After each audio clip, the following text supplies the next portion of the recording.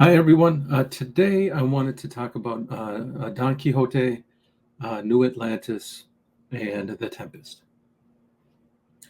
Now, the reason I am focusing on those three books in Baconian theory, it's surmised that one of the Stuart brothers, so Stuart brothers meaning, in this context, Sir Francis Bacon or Sir Walter Raleigh, that they wrote Don Quixote either by themselves or collectively or jointly. New Atlantis, we know Francis Bacon wrote, and then The Tempest. Perhaps, again, another collaboration between Sir Walter Raleigh and Sir Francis Bacon. So I'll start with Don Quixote. So Don Quixote in the prologue has something called Urganda the Unknowable. And in Urganda the Unknowable, there are a series of words, incomplete words. So the first part of the word is written down, and then the second part is not written down, it's missing. So I thought, well, maybe if I figure out the missing part of the word, there'll be some clues there as to either identity of the writer or something related to Sir Francis Bacon and Sir Walter Raleigh. So again, I want to make this point. I am not a Baconian researcher. I'm merely a Baconian reader, and I see connections. So take my findings with a grain of salt. So as I was saying, as I was going through these words, filling in the missing part of the words, I found it really wasn't making sense. So it was leading nowhere. And then I looked again at the beginning on the words. I looked at the part of the words that were there, that were written, and I began to say, well, maybe they are in Latin. Okay, knowing that Sir Francis Bacon and Sir Walter Raleigh wrote in Latin, in Greek, and in Hebrew. So as I began doing that, some words began to surface that in my interviewing and in my own readings, things began to make sense. So the first word is heated, I believe, is the complete word, but HEE is the first syllable or first part of the word that is indicated. So he can mean the masculine pronoun he. So we can start there. It can also be an expression of laughter, so that what follows is purely for entertainment of some kind or something like that. And then the next syllable is pu, P-U. So I'm just going to show you a couple of examples, but then I'm just going to read my English translations later on. So pu has a couple of meanings. One is male child. And then do means two. So we have two male children. Okay. And then pudu, P-U-D-U, has another meaning, which I will get into later. So this is what I was doing under Urganda the Unknowable in Don Quixote. It's in the prologue. So after translating the Latin words or Latin syllables, these are some of the English words that came up. Okay, so we have stage or steps, originally called, water, liquid or faith, brothers, place, no, a reed not in the company of others. And some of the words had a single letter written. So I thought, well, maybe that single letter represents a letter in the Greek alphabet. So for instance, O was the first letter that I came upon, where it was just the letter. So the 15th letter of the Greek alphabet, then knowing that the Stuart brothers used stars and constellations as a means of identity and as a means of speaking to one another. Well, maybe that 15th Greek letter represented a constellation. So O being the 15th letter of a Greek alphabet, I said, well, what is a 15th star in a constellation? I just Googled that phrase, and up came Ursa Major. Now, you do have to take a bit of a leap. I didn't make kind of a direct connection, but I just Googled 15th star in a constellation. And the constellation that came up was Ursa Major. So Ursa Major is the Great Bear. I interviewed Jake, and Jake Roberts. Please check that interview out. I did ask him who might be the bear. So he didn't quite know, but I do think the bear in Baconian theory is Sir Walter Raleigh. And I'll get into a couple of reasons why. So I think some other Baconians have surmised that the Big Dipper plays a role in Baconian theory. I don't know as an identification for Sir Francis or for Sir Walter, but the Big Dipper is a part of the Great Bear constellation. So it's kind of, I think it's part of the head, or maybe it's the tail. Maybe it's the tail. That probably makes more sense. Of the Great Bear constellation. So going back to Venus and Adonis, you know, the Shakespeare poem, I just want to read a passage from that. So here's from Venus and Adonis. For now she knows it is no gentle chase, but the blunt boar, rough bear, or lion proud, because the cry remaineth in one place, where fearfully the dogs exclaim aloud. So blunt boar could be Sir Francis Bacon. Rough bear would be Sir Walter Raleigh, and lion proud would be James I. And the positioning of boar, bear, and lion would also reflect birth order. So boar would be Francis Bacon is the eldest. The next eldest, or the next eldest would be Sir Walter Raleigh, and then lastly it would be James I, the youngest.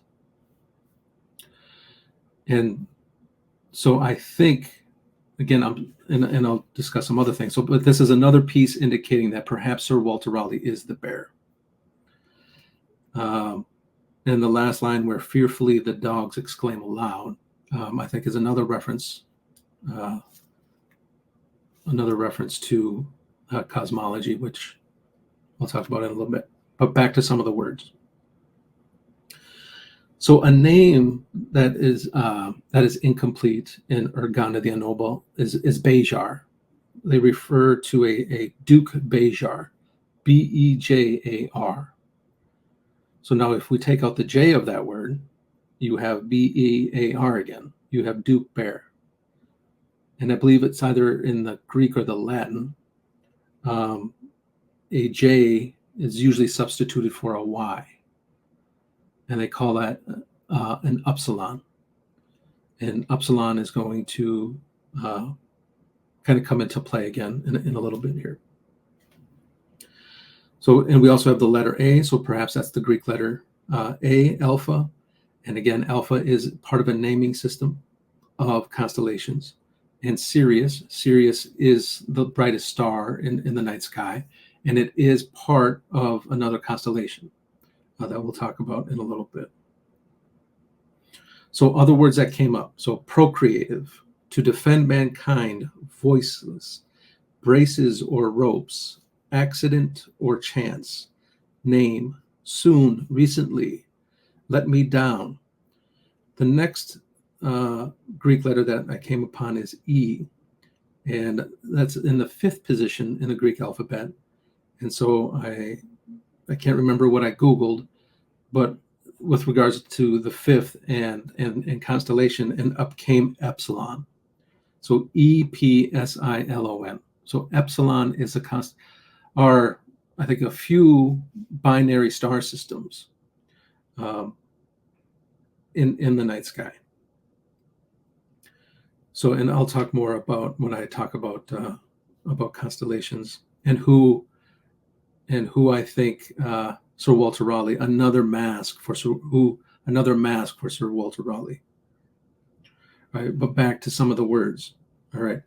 So buy, gain, or acquire in a rage, monstrous, jointly together, light up, make clear, illuminate, final decree of the Senate, a brook, small stream. Now, when I was Jake Roberts, who I interviewed, again, please listen to that interview, he called Sir Walter Raleigh was the identity of the rival poet to Sir Francis Bacon. And rival, I think, has a Latin, in the Latin, I believe it's something like Revis or something like that. So another meaning of rival can be one who uses the same stream. So this could refer to one who uses the same identity, or there's something the same. Okay, back to some of the words. So gentle, calm, dedicate, triumphant joy, famous warrior, circa, and then probably the most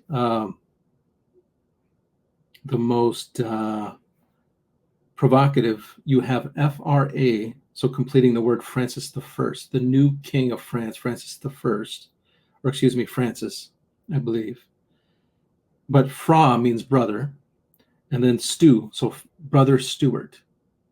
So Fra Stu, so brother Stuart. And again, you can see this for yourself in Urganda the Ennoble, in the prologue of Don Quixote. So just some more English words when translated from the Latin. Learned, wide water, place, tomb, swallow. So again, this can be part of the Oak Island theory, something about water, place, tomb, swallowed up by the water, on foot. And then mu comes up. So mu is, I think, the 12th letter of the Greek alphabet. And so that led me to, again, to constellations. It actually led me to something to nose and nasal in Orion, Orion's belt. But it also led me to Mu Geminorum, the great twins. Now, there's someone who came up with the classifications using mu and epsilon and all of these, and I'll discuss who that is later. And I believe that this is a mask for Sir Walter Raleigh. Okay, just to complete, we have some of the English translation words. We have fold. Again, we have O, referring to Ursa Major, perhaps. His life for living one, yes, I, epsilon, O, name, epsilon. Anguish, pain, torment, dew, moisture, water, on foot, deny, king. Secret, freedom, creation, create, diversion, culprit, guilty party. Father, before, independent, mother, I, or me, culprit, guilty, retreat, heavenly, separate, revealed, speak, I think child or baby, cool, falcon, Horus, twins, soul, Lazarus, star-shaped, and perhaps mother. So these are some of the words that came out of the Latin translation. So again, it's a bit of a hodgepodge of words, but those who study Bacon, some of those words resonate. So I'm just going to leave it at that as far as the words go. So, and again, this is all in Urganda the Ennoble, in the prologue of Don Quixote. So I think this lends further credence to the thought that, unfortunately for some, Don Quixote was not written by Cervantes, but written by the Stewart brothers, or one of the Stewart brothers. Okay, so now let's get into the astronomical, the cosmology of what I found there, or what I think I found.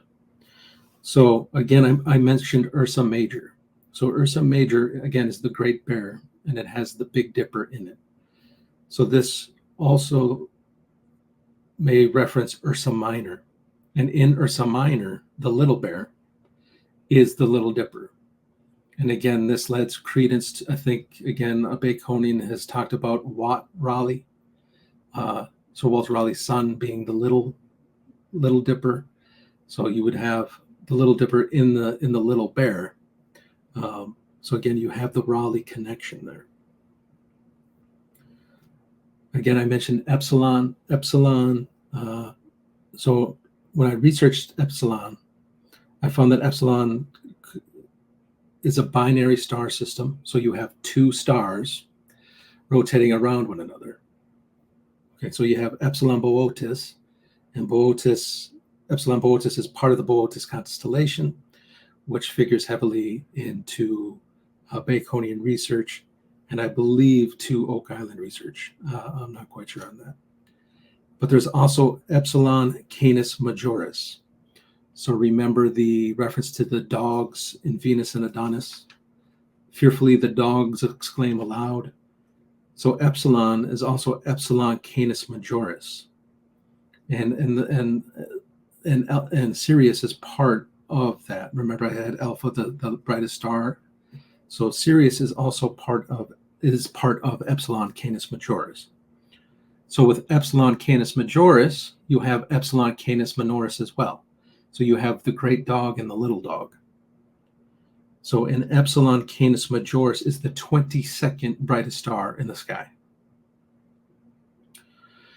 So, and again, you have mu, one of the syllables was mu. So that led me to mu Geminorum. So again, the great twins. So again, we have this twinning, this doubling, the number 2, 22. This all figures prominently in Baconian theory. And as I was reading, so that's this all stems from Organa the Ennoble. And then as I was reading Don Quixote, and this is part of the connection with New Atlantis, is Sancho Panza becomes a governor of an island. Okay, and in when he's talking about when he's on the island and he's a governor and he's speaking to his subjects there, he's talking about two sons, M.A. and B.A. And so now these are separate, and they kind of repeat themselves, capital M.A. and capital B.A. So when I Googled M.A. and B.A., something called Mastaba came up. M-A-S-T-A-B-B-A. Now this is either a Sumerian or Babylonian classification of constellations. And maybe it was Babylonian, but they got it from the Sumerians, or it was originally Sumerian. Someone will have to double check that. But Mastaba. So that this Mastaba is like the mu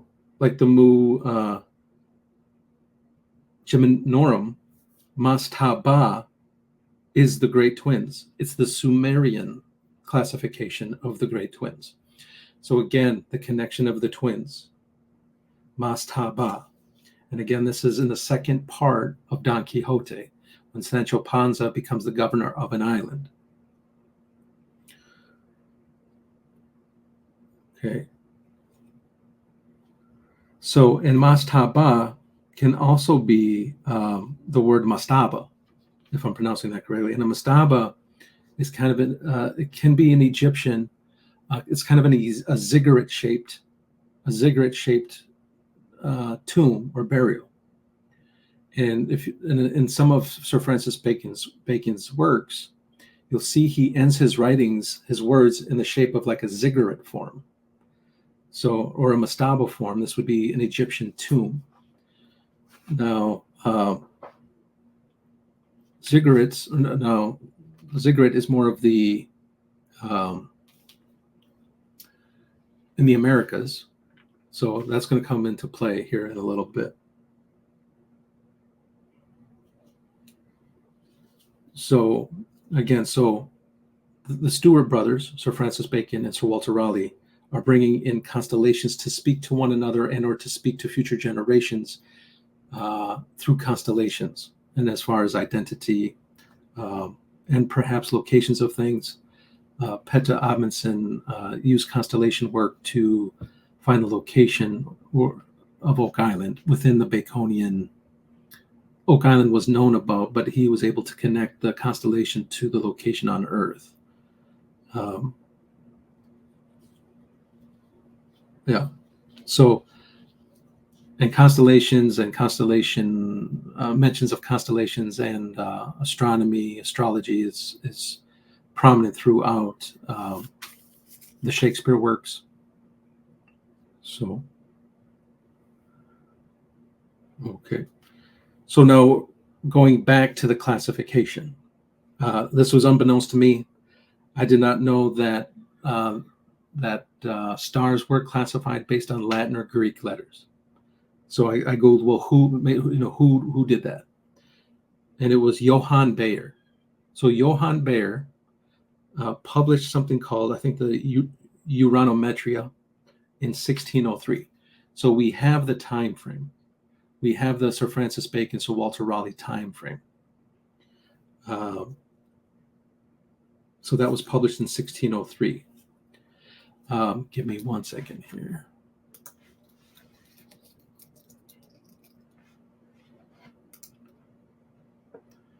So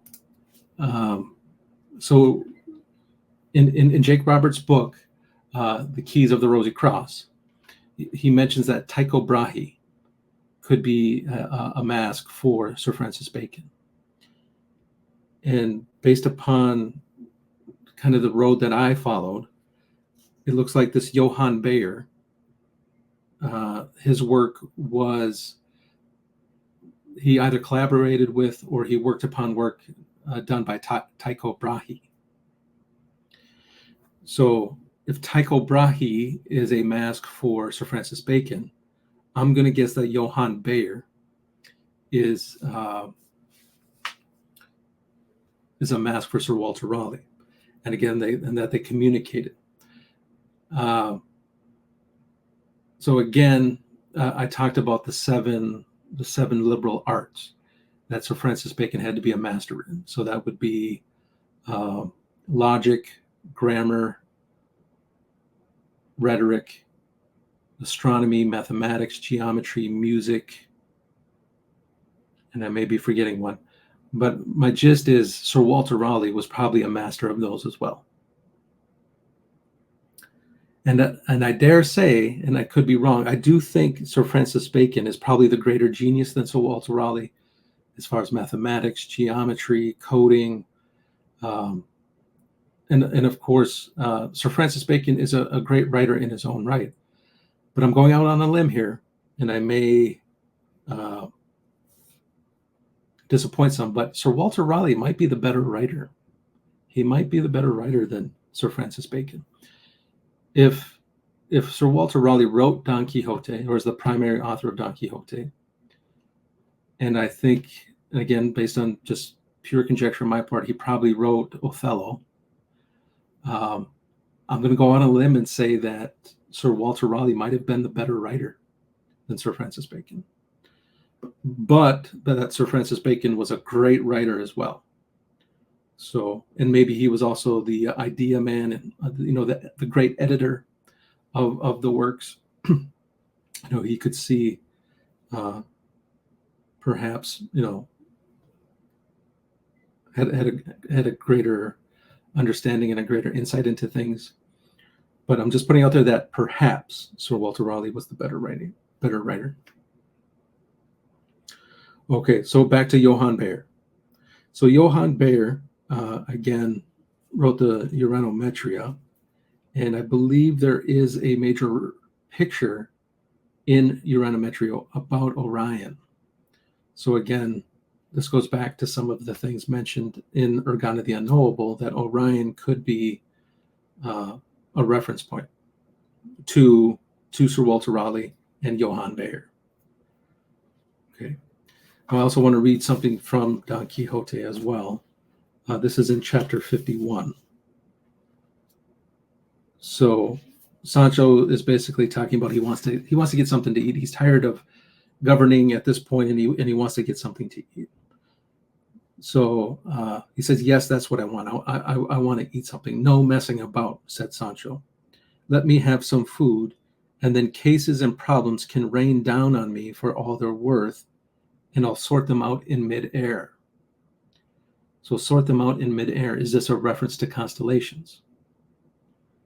And something in me said, well, rain down on me all they're worth, and I'll sort them out in midair. That just seemed kind of an odd sentence to me for some reason. And I looked for a connection to Johann Bayer and rain. And guess where he was born? He was born in Rain, Germany. So I think, again, in Don Quixote, this could be another reference pointing to Sir Walter Raleigh as Johann Bayer. And Johann Bayer, working with Sir Francis Bacon as Tycho Brahe, collaborating on astronomy, astrology, what have you. So these are a lot of the insights that came from Don Quixote.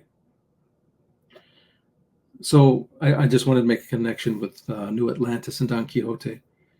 So New Atlantis mentions Solomon's house, or King Solomon. And Solomon in that book also is spelled a different way, and it can mean sun and moon. And again, this can be reference to Bacon and Raleigh. It also has some spiritual interpretations as well. But again, Solomon's house. So that's in New Atlantis. This is in reference to the people that the sailors come upon, that they have something called Solomon's house. So a place of learning. In Don Quixote, when Sancho Panza becomes a governor of an island, he is tested like King Solomon. His wisdom is tested.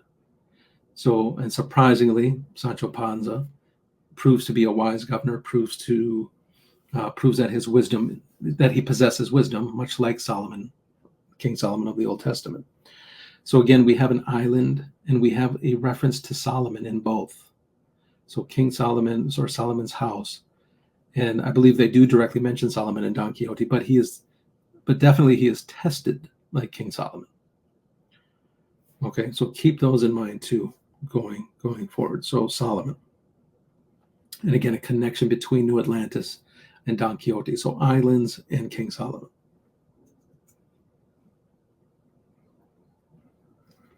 Okay, and then of course, the Tempest is about an island, and Prospero, the magician, being the wise one. Is this a reference to Solomon as well?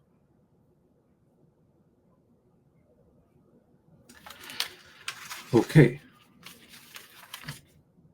So something about islands in Solomon.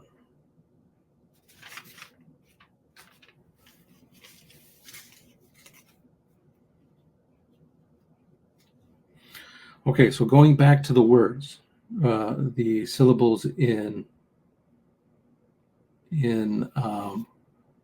Urgana the Unknowable. So remember I said pu, male child, and du, two. So also a pudu, P-U-D-U, is a small deer. So pudu, small deer. In the Tempest, a marmoset, I believe it's Caliban. Caliban references something about finding marmosets or chasing them. The linden tree is also mentioned in the Tempest, and I believe the linden tree is the lime tree. So we have pudu, marmoset, and lime trees.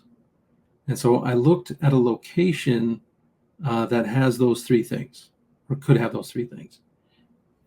And the spot that I came upon was Peru. And Peru is mentioned in New Atlantis. the group sails from Peru and they head westerly. They're sailing to the east, right? So marmosets were not indigenous to England at that time, and they still are not. So a marmoset, a poodoo is a small South American deer. So we have poodoo, a marmoset, and linden trees or lime trees. Now, lime trees were not originally indigenous to Peru. I believe they were by the Spanish. I don't know, in the 14th, maybe the 14th or 13th century. I'm not sure. But they are there, and they would have been there during the time of Sir Walter Raleigh and Sir Francis Bacon. And you have Lima, Peru, lime. So why do I say all of this?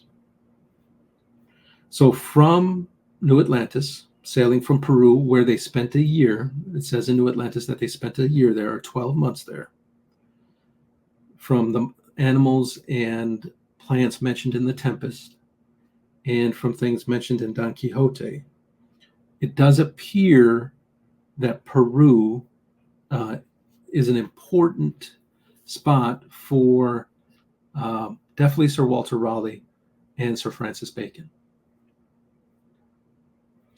And going back to Johann Bayer. So Tycho Brahe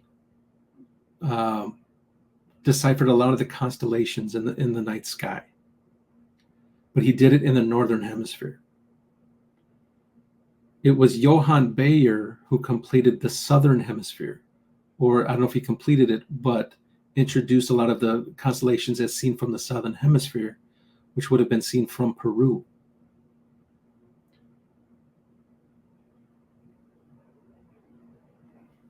So again, Tycho Brahe, Johann Bayer connection, and the northern and southern hemisphere.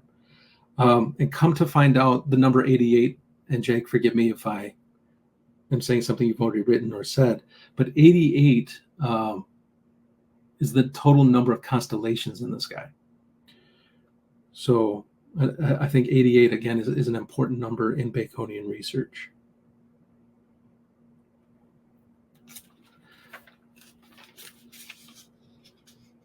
Okay, so then I looked for islands off the west coast of Peru that may have a connection. So name-wise. So one of the island's names, and I think it's this name to this day, is Santa Rosa. Now, is this, is this a connection to the Rosicrucians? I don't know, but this is what I'm surmising. There is also a town called Santa Rosa in Peru, so that could also be a connection. So there is a myth out there that a lot of the gold from kings, so this is where Solomon comes in. So there is a myth that a lot of the gold that King Solomon used in building perhaps the Temple of Jerusalem came from Peru. So that there is some sort of gold or treasure on the island of Santa Rosa, or near the island of Santa Rosa off the west coast of Peru. Now, again, this is purely conjecture. This is just what I'm reading into, so take it as you will. In the New Atlantis also, they have something about, they use the word lanthorn of, I don't know if it's Ben Salem, but they're using, the sense of the word is lantern. It's the light, but lanthorn, land and horn. It's Lanthorn, but that could mean land horn. And this Santa Rosa, this island off the west coast of Peru, is a little northwest, I believe, of a horn. Kind of like the Horn of Africa. It's a much smaller horn, of course.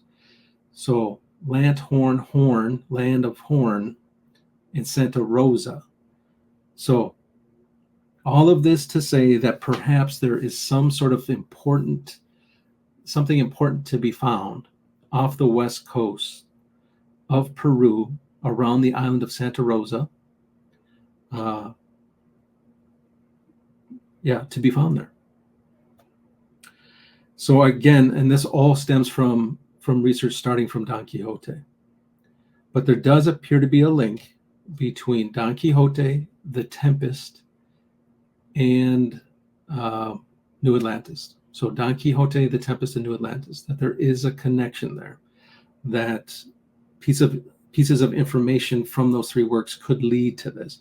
And again, I am not a researcher, so this is pure conjecture. This is just what I'm reading into. So take it however you want to take it. So, and again, this also goes back to the mastaba. The mastaba is a ziggurat. It's a ziggurat formation. And researchers have found ancient ziggurats as ancient as Egyptian ones. So this mastaba could also be a connection to Peru. So I don't know. Again, a mastaba is typically used as a burial of some kind. Now, is a person buried there? Is treasure buried there? I don't know. I guess all I'm saying is that Santa Rosa or Peru and areas around it could be extremely important to Baconian researchers to find something there, whether that's the remains of someone, whether that's a treasure, or something connected to Sir Francis Bacon and Sir Walter Raleigh. So just to sum up, I think Johann Bayer was Sir Francis Bacon, was Sir Walter Raleigh. Johann Bayer was Sir Walter Raleigh, working with Sir Francis Bacon as Tycho Brahe. And interestingly enough, Tycho Brahe had an island off of Sweden where he had a huge research laboratory. And they actually found tungsten, which scientists thought was not discovered until much later. But when they did a dig on the, I don't know if it's called the island of Ven or Sven, you'll have to double check that. But Tycho Brahe had a research laboratory, and it was a castle, essentially, surrounded by gardens, and there's drawings of it. You can check it out. But that it was demolished in 1601 when Bacon, I think based upon stress from the King of Sweden, because I think the King of Sweden wanted Tycho Brahe to do certain things. Bacon was like, no, of course I can't do that. So he killed Tycho Brahe, I think in 1601. And then the king had his building demolished. So, but researchers, I think in the 20th or 21st century, did some digging around that area and found tungsten. And tungsten, of course, is used in light bulbs and light. So light, of course, has a spiritual connotation, a psychological connotation, but it could also be that Sir Francis Bacon was either using tungsten as trying to figure out light or using it in some sort of gold operation as an alchemist. So again, and again, there's a connection. So a connection. So to sum up, there is a connection between Don Quixote, the Tempest, and New Atlantis, and also Venus and Adonis. So that those four works seem to be working in conjunction. So some of the major constellations spoken about are Epsilon Majoris, Epsilon Minoris, Ursa Major, Ursa Minor, Epsilon Boötes, Mu, Geminorum, and the Mastaba, the Sumerian classification of the Great Twins. So both are referencing the Great Twin constellation, Gemini. It appears that Johann Bayer was probably a mask for Sir Walter Raleigh. And it's my thought that it was Sir Walter Raleigh who spent more time in the south, in the southern hemisphere. And maybe they were there together, but it's my guess that Sir Walter Raleigh spent time in the southern hemisphere and Sir Francis Bacon spent time in the northern hemisphere as Tycho Brahe. So those are just some of my thoughts. Let me know what you think. I could be crazy. It could just be something interesting to research going forward for true Baconian researchers. And also, please take a look at the Urganda the Unknowable in the beginning of Don Quixote. Again, those are my thoughts. Please let me know. Thank you so much. Bye-bye.